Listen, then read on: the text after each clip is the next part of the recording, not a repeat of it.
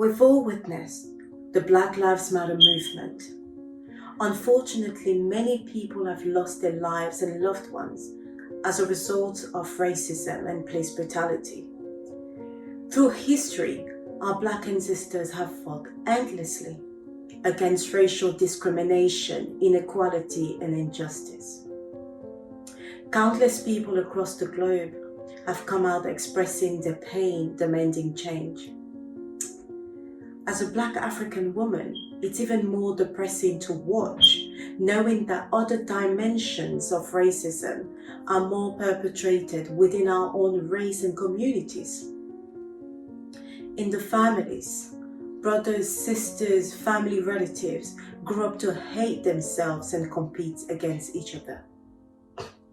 In the communities, people are treated as individuals based on their level of financial influence.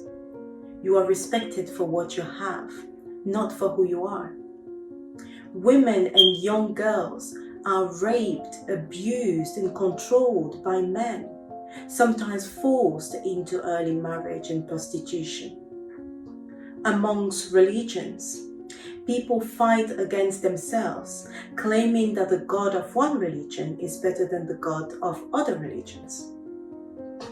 Within churches, some members of the church believe to be more spiritual and to know God better than others. They pray for God to fire their enemies and then turn around to preach about love and forgiveness. Even in the schools, some Black parents restrict their children from being friends with other Black children, misleading and controlling the children against the human right to experience life through their own minds and hearts. In some parts of Africa, children from the ages of 9-10 years old are drugged, armed, and used in political conflict to kill innocent people, destroy the environment, and create disunity.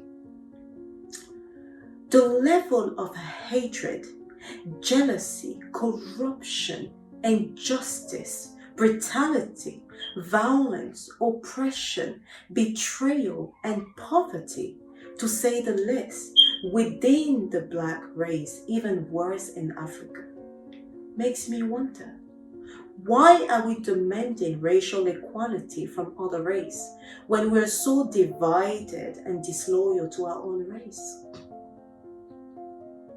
These issues should also be exposed, addressed, and resolved. Some African leaders and politicians are only interested in gaining easy access to funds.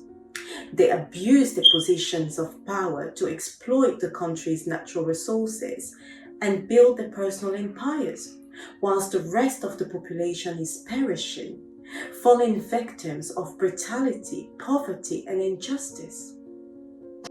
Today, over 80% of internet fraudsters and other cybercrime agents around the world are Black people. There is this infectious inferiority complex amongst Black people, causing them to constantly find ways to appear superior. This is a real issue, and we Black people need to address it. I think it's time we leave history in the past. It's important to understand and value our Black history, but we're not slaves anymore. We cannot continue to enslave our Black origin, race, and communities through our own limited perceptions and compulsive actions. Black history should not only be perceived as a reminder of slavery, white supremacy, and colonialism. Far from that.